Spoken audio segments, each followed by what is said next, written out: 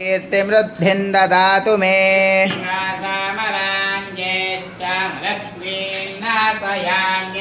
भूतिमसमृद्धिं च सर्वान् निर्नुद मे गृहात्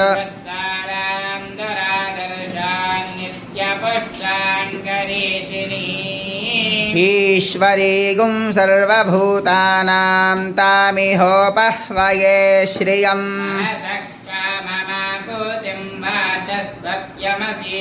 पशूनागुं रूपमन्नस्य वयि श्रीश्रयतां यशः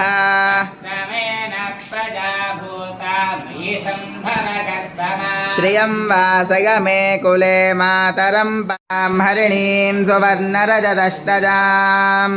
चन्द्रां हिरण्मयीं लक्ष्मीं जातवेद ममावह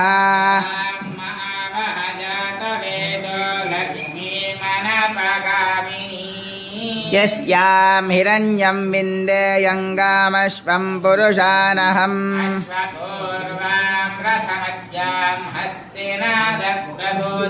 श्रियं देवीमुपह्वये श्रीर्मा देवी जुषताम्